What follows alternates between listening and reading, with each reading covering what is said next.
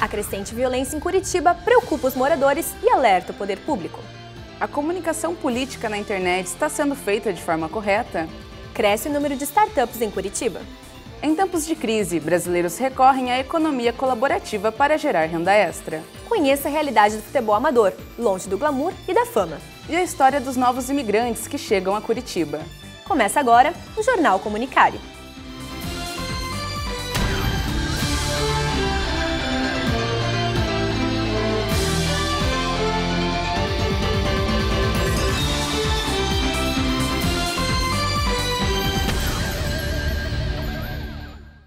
Boa noite. Boa noite.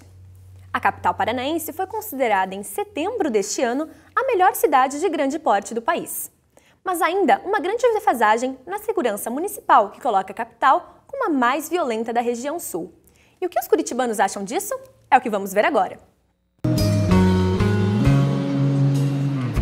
Ela vem de longe de qualquer sul, toda bonita.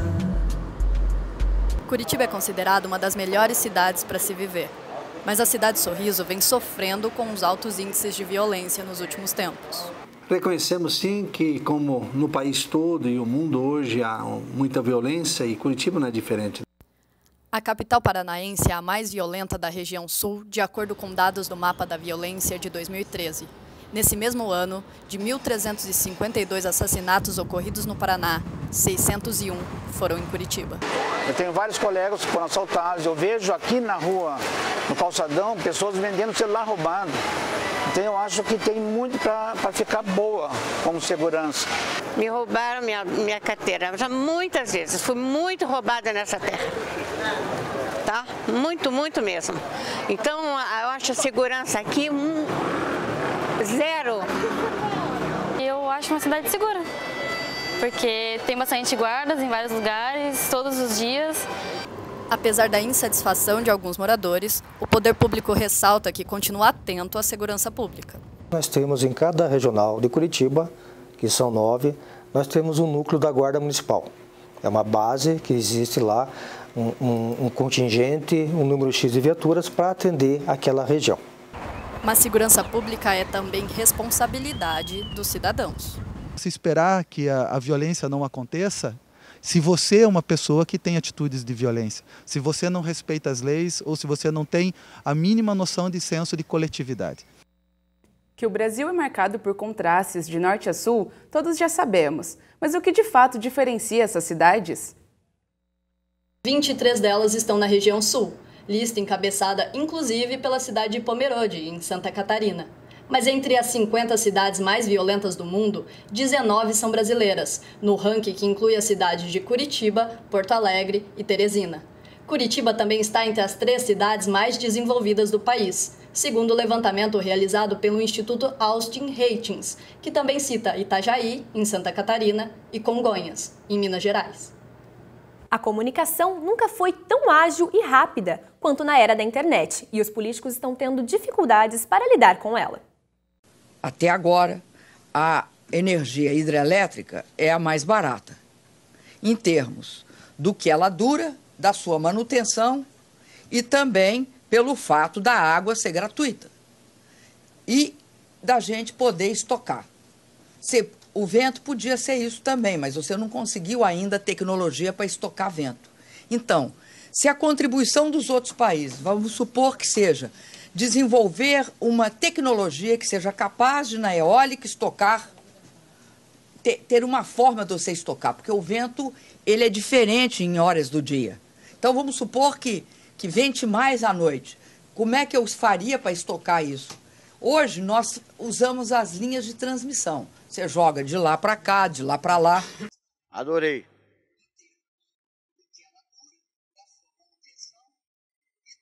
Sabe do que esse vídeo se trata, não? Não. Eu achei que a cara do nosso Brasil de hoje, né? Do jeito que nós estamos, é a cara do nosso Brasil. A incompetência dessa mulher. Só isso. É engraçado até, não? É engraçado. Muito engraçado. Eu acho que ela devia se manter calada em vez de falar besteira. A Dilma podia dizer para ela, dar uma sugestão, dá para ensacar o vento em saco de lixo. pega desses da Cavo aí, né? Tá armazenada para fazer isso. Com a crise política, todos os políticos estão sob a mira dos olhos vigilantes e, por vezes, punitivos da internet e seus usuários. Qualquer deslize dos políticos em discursos ou encontros acabam viralizando com uma velocidade recorde, sem tempo de reparação ou explicação das assessorias. O que nos leva à pergunta: será que os políticos se fazem ser entendidos em seus discursos? E a internet ajuda ou atrapalha na divulgação de uma ideia? Para o professor de antropologia Leonardo Campoy, a internet deve ter uma perspectiva de ferramenta nesse processo. Eu acho que do ponto de vista sociológico não se trata de pensar em estragar ou atrapalhar. Trata-se de pensar em como ele vai utilizar a internet para a construção do seu discurso, para a construção da sua posição política. Então, de acordo com as suas ideologias, de acordo com os seus pontos de vista, de acordo com as suas inclinações ideológicas e políticas, elas compram esses discursos e vão propagando esses discursos por meio de compartilhamentos, por meio de curtições. Então, um discurso bem construído de um bom político, de um bom movimento social, de um bom interesse, produz esse efeito de manada na internet. Para o antropólogo, há diferenças entre o discurso popular e o discurso populista. São discursos mais populares que procuram essa linguagem mais popular, às vezes dão com os burros na água. Às vezes cometem gafes, às vezes dão certo, né? Vejam só vocês, o Lula era uma figura incrivelmente capaz de fazer um discurso político popular e angariar capital cultural, capital simbólico com esses discursos. A Dilma, ela é mais travada. O marqueteiro da Dilma deve ficar de cabelo em pé com a dificuldade que essa mulher tem de fazer uma fala leve, uma fala solta, uma fala mais agradável para um público mediano. Para Newton Silva, especialista em comunicação que estuda as redes sociais, a quantidade de material disponível causa uma visão negativa das coisas. Pela quantidade de material, por exemplo, ofensivo, ou de um material que tenha falta de foco, enfim, mas a gente não pode olhar por esse caminho, a gente tem que olhar pelo caminho das contribuições que a comunicação traz pela política. Por exemplo, do alcance que algumas pautas na internet você não conseguiria atingir presencialmente, você consegue atingir pessoas que estejam do outro lado do mundo, ou pessoas que não possam ir numa reunião presencial, por exemplo. Então a comunicação ela tem muitos benefícios, e o que a gente mais precisa é, primeiro, não achar que a comunicação vai mudar radicalmente tanto para o bem ou tanto para o mal, e segundo, aprender a usar a comunicação para o nosso objetivo. E como fazer com que a mensagem seja entendida por ambos os lados? O especialista afirma que respeito seja uma resposta para isso. A primeira coisa que você tem que fazer é não subestimar quem está te ouvindo. Então, você pode tornar a comunicação acessível sem subestimar. As ideias que você vai passar, elas têm que ser as mesmas, seja num discurso de palavras mais simples, de uma duração menor, ou que seja mais facilmente lido e compreendido, do que você passar horas em um discurso, lendo uma folha de papel. O que importa é que você consiga passar essa mensagem. As denúncias de corrupção na Petrobras e outros órgãos do governo federal afetam a popularidade do ex-presidente Lula. Uma sondagem divulgada nesta semana mostra que o caminho não será fácil se ele quiser voltar à presidência em 2019. Pesquisa Ibope, divulgada nesta segunda-feira, revela que 55% dos eleitores brasileiros não votariam de jeito nenhum no ex-presidente Lula. A rejeição do petista pode ser reflexo dos desdobramentos da Operação Lava Jato, que investiga denúncias de corrupção na Petrobras e em outros órgãos do governo federal.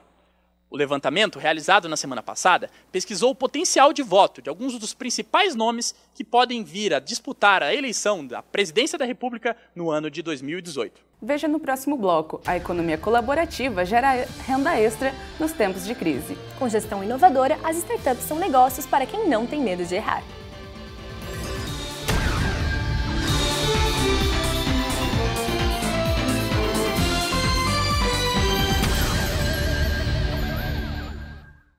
Sempre estudei em escola pública, para mim isso foi sempre um orgulho também, assim. Em 2007 eu tive a oportunidade de vir pela primeira vez para Curitiba. Tinha passado de ônibus aqui na frente da PUC e assim, fiquei muito admirado com a estrutura da universidade. Eu pensei, pô, quem dera um dia estudar num lugar desse, né? PUC sempre me encantou assim pelo lado mais humanístico mesmo. Ela tem essa característica de atrair pessoas de diversas religiões, de diversas opiniões e agregar isso tudo numa universidade, fazer o sentido de universidade, né?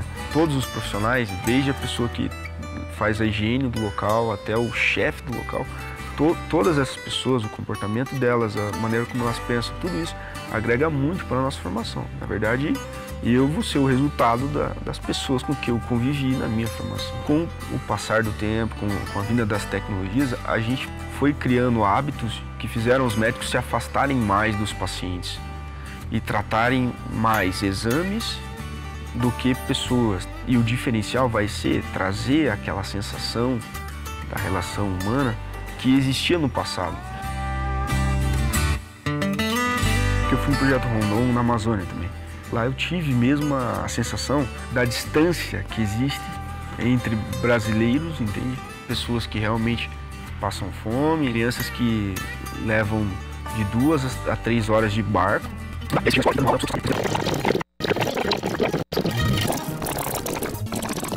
Mesmo se você estiver sozinho, por que não? É por isso que a PUC Paraná instalou pontos de internet grátis em Curitiba, na frente de shoppings e perto de cursinhos da cidade. Durante 15 dias, milhares de pessoas usaram a internet. Compartilharam, conversaram, se divertiram e aproveitaram até para elogiar a ação nas redes sociais. Se até na rua a PUC ajuda você a ser plural, imagina na universidade. Vestibular 2014 PUC-PR. Aqui você é plural.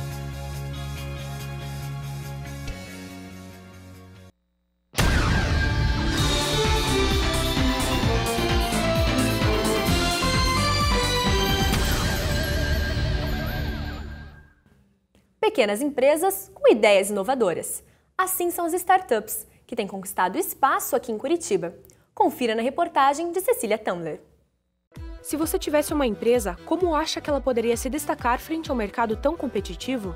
Quem pesquisa sobre o tema aposta na ousadia, característica fundamental das chamadas startups, um tipo de negócio que tem importância crescente no Paraná. Elas são muito relevantes, pois são modelos de negócios inovadores. A gente está falando de tecnologia, está falando de inovação, está falando de criatividade. Então são empresas que proporcionam para a sociedade um alto valor agregado. Levantamento do Sebrae revela que o universo de startups no Paraná cresceu mais de 122% no último ano. Uma das empresas que surgiram em 2014 é essa aqui que a gente está agora, que surgiu para otimizar processos de vendas. O foco aqui está em melhorar a comercialização nos setores de indústria e distribuição. Para isso, os colaboradores criam ferramentas que integram a parte administrativa de uma empresa com a parte comercial. E é fundamental saber ser flexível e analisar as tendências. Então nós iniciamos no ano passado com a ideia fixa e que a gente ia atender um determinado mercado e ao longo do tempo nós identificamos que essa não era a grande necessidade do mercado. Existiam outras necessidades de outros mercados que a gente está identificando. Então o que a pessoa que monta uma startup tem que estar aberta ao novo, aberta a começar um projeto e modificar ele ao longo do tempo. E isso muitas vezes significa aprender com quem já tem experiência. Na aceleradora Hot Milk, profissionais com vivência de mercado auxiliam as pessoas a transformarem ideias em fontes de renda. Aí quando elas vêm para a Hot Milk, elas vêm por duas razões. Uma é para ajudar a formatar a ideia. E aí nós temos um processo chamado de pré-aceleração. Nós capacitamos ele como empreendedor, damos ferramentas para permitir que esse desenvolvimento ocorra e damos algumas mentorias. E o outro processo se chama aceleração. A aceleração eu pego uma startup que já está rodando, ela já tem algum negócio, ela já tem alguns clientes, ela está sofrendo no mercado porque ela não consegue fazer mais nada além daquilo. E aí ela, na aceleradora, busca esses ativos que lhe faltam. E se você se inspirou e pretende montar uma empresa, fique atento à dica. Escolher bem seu grupo de trabalho é indispensável. Acho que a primeira questão seria a parte de equipe, outra é trabalhar com o conceito de enxuto, né? Geralmente as startups trabalham com recursos escassos, então existem diversas ferramentas, tanto disponíveis na internet, vídeos orientativos, que vão ajudar esse empreendedor a desenvolver o modelo de negócio dele. Em 2015, a crise econômica atingiu diversos setores e fez com que os brasileiros recorressem a formas alternativas para economizar. pesquiso, vou aos mercados, vejo onde está mais em conta, né? E tudo a gente precisa, né? E eu pego aquilo que eu estou precisando e que está mais em conta, né? Em época de crise a gente tem que pesquisar, porque não adianta você... tem mercados que elevam os preços e tem mercados que fazem as promoções, então a gente só tem que correr atrás das promoções, mais nada, não dá para fazer mais nada. Em época de crise, o país passa por grandes transformações. Não é raro ouvir funcionários sendo demitidos por corte de gastos ou empresas fechando as portas. Mas também existem atitudes inovadoras, e uma delas é a economia colaborativa ou economia criativa. Economia colaborativa é o conjunto de ideias originais que surgiram para ajudar as pessoas e diminuir gastos em tempos de crise. As medidas de redução de despesas incluem aluguel de carro pessoal, sublocação de quartos, entre outras. No caso de Clébio Goulart, o aluguel do seu automóvel foi a solução encontrada desde fevereiro deste ano. A pessoa está precisando do seu carro. Seu carro vai ficar parado. Você não vai usar durante aquele período. Por que você não, né? Por que você não pode, vamos dizer assim, emprestar, compartilhar aquele carro, sendo que você ainda ganha alguma coisa com isso? Então essa é a intenção, né? É diferente de um táxi, é diferente do aluguel de carro, é diferente até da própria Urbis, né? Lá que tem aquele esquema de que a pessoa que fica com o carro, né? Eu sou o motorista, eu vou guiar meu carro e estou levando a pessoa, é diferente. Né? Tiago Rocha divide a sua casa alugada com mais 2 pessoas para diminuir os gastos.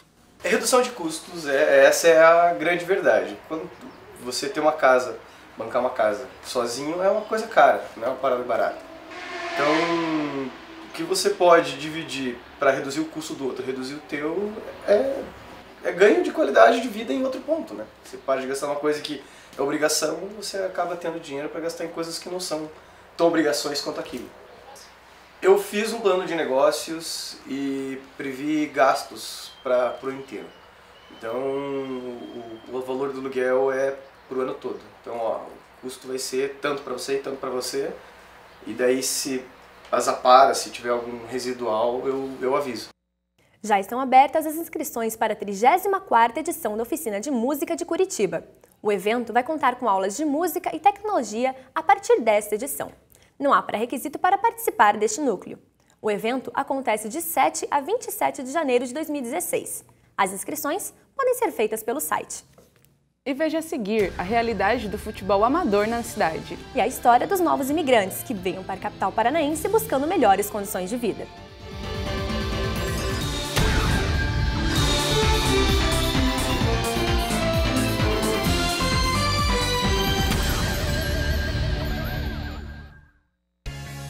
A vida precisa ser plural. E ser plural é compartilhar mais, curtir mais, conversar mais. É viver no coletivo, em qualquer lugar que você esteja. E até mesmo se você estiver sozinho. Por que não? É por isso que a PUC Paraná instalou pontos de internet grátis em Curitiba. Na frente de shoppings e perto de cursinhos da cidade. Durante 15 dias, milhares de pessoas usaram a internet. Compartilharam, conversaram, se divertiram e aproveitaram até para elogiar a ação nas redes sociais. Se até na rua a PUC ajuda você a ser plural, imagina na universidade. Vestibular 2014 PUC-PR. Aqui você é plural.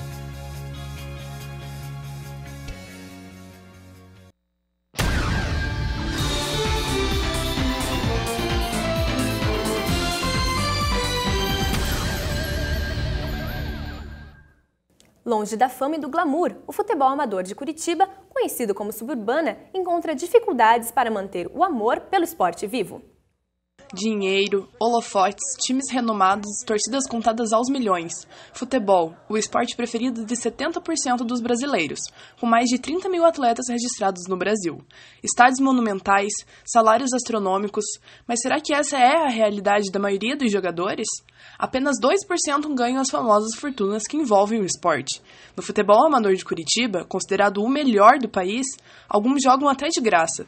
Sem grandes estruturas, apoio ou fama, os atletas da Suburbana trazem no sangue o amor pelo esporte, que é o que move o futebol longe do glamour e dos holofotes. O pessoal trabalha, vem direto. Esse tempo, que nem hoje chovendo, já não adiou treino, vai ter que ir direto para o jogo. Isso daí são as dificuldades que tem. A emoção, né? Representar uma comunidade, vestir uma camisa. É uma emoção que só quem está lá dentro que sente, né? O gramado não possui drenagem igual dos principais clubes do futebol profissional do país. A estrutura também não lembra um estádio de Copa do Mundo, mas a paixão pelo esporte é o que mantém a suburbana de Curitiba viva. Porque o amador tem uma coisa que é da paixão. É lógico, o profissional é ter o torcedor do clube profissional. Mas é aquele negócio, no final de semana ele vai lá. O amador não, o amador é todo dia, você vê isso. É o teu contato com o teu jogador, você vai atrás, você está trabalhando esse final de semana, você não está, você tem esse problema, você não tem, você pode vir, você está nessa luta a semana inteira. Nenhum dia você não está desligado disso. Os clubes é que definem a forma da competição, é feito um arbitral antes pro início do campeonato, a federação organiza um arbitral e lá os clubes decidem de que forma que querem que o campeonato funcione. Normalmente o pessoal da comunidade, eles vêm para o campo, principalmente os jogos de casa. O campo tem a parte de cima é voltada para uma rua ali bem no alto, isso ali fica completamente lotado. Mesmo com os problemas e dificuldades, o clima na sede é de descontração. Os torcedores ficam próximos do gramado nos alambrados. Tem até cachorro de mascote e em volta do campo é normal observar madeiras, pneus e escadas. Mas, sem dúvida, a suburbana envolve os bairros e a comunidade, mostrando que o esporte vem acima de tudo. Na rodada do Campeonato Brasileiro do fim de semana, confira pela Série B. Sexta-feira, às 9 da noite, Paraná Clube enfrenta o Macaé no Dorival de Brito. E pela Série A, no sábado, também às 9 da noite, o Curitiba recebe o Figueirense no Couto Pereira. E no domingo, às 5 da tarde, o Atlético vai até Chapecó enfrentar a Chapecoense na Arena Condá. Mudar de país e se adaptar a uma nova cultura sem perder suas origens. Essa é uma das dificuldades dos imigrantes que chegam a Curitiba. Curitiba foi construída pelas mais variadas chegadas. Europeus, africanos, árabes e outros povos aos poucos definiram a identidade cultural da capital. Cada ano, o número de imigrantes na cidade aumenta, impulsionado pelas guerras civis, desastres naturais ou outras situações que degradam os países. Chegou a hora dessa gente bronzeada mostrar seu valor. Eu fui a Penha, fui pedir a padroeira para me ajudar. Haiti é bonita, tem uma cultura perfeita, uma cultura bonita, uma cultura real, entendeu? Porque é bonita mesmo, bonita, muito bonita. Praticamente que sabe que nós mesmos pega uma cultura africana, porque somos africanos, né? Somos africanos. E como nós misturado junto, francês, americano, brasileiro, Alemanha, são tudo que morava lá, porque Haiti é um país que pega libertado, que tinha libertado em primeiro, em todos os países. A população curitibana, após a Segunda Guerra Mundial, era constituída por cerca de 10% de árabes, e agora acolhe esse povo novamente. Segundo informações do CONARE, o Comitê Nacional para Refugiados, 2.077 sírios receberam status de refugiados do governo brasileiro de 2011 até agosto deste ano.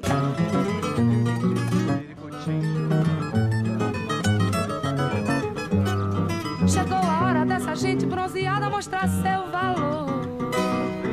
Eu fui a pé e pedi a padroeira para me ajudar. Salve o morro. Syria was as a paradise. Really, as a paradise. Some problems coming to it, like system of economy. Yes, something changed, and there's so many poor people there, and so many people believe. You cannot imagine them believing in religion. A acolhida dos imigrantes é feita geralmente pelas pastorais e outras entidades que promovem programas de inserção social. Há 2 anos, a Casa dos Refugiados, em parceria com voluntários, atende aos imigrantes sírios. Então nós poderemos considerar 3 grupos maiores no Brasil. O haitiano, ele não é refugiado por natureza, porque veio de uma catástrofe, mas por não existir uma legislação, ele foi acolhido com a condição de refugiado. Então, os haitianos, eles foram recebidos dessa forma e eles têm de per si eu chamaria assim, uma índole de trabalho muito forte. Só que a própria cultura de cada um deles faz com que eles absorvam mais ou não. Aí que está a questão delicada. Então nós procuramos manter a cultura deles. Então nós que somos cristãos, nós somos evangélicos, o que a gente faz? Nós fazemos os cultos deles, dão um jeito de fazer em francês e crioulo os haitianos. Então eles fazem do jeito deles, os africanos fazem também em crioulo, fazem em francês, fazem em inglês. Então a gente respeita esse lado e faz tudo para preservar esse lado cultural. O Jornal Comunicare fica por aqui. Até a próxima edição. Boa noite. Boa noite. Obrigada pela sua companhia.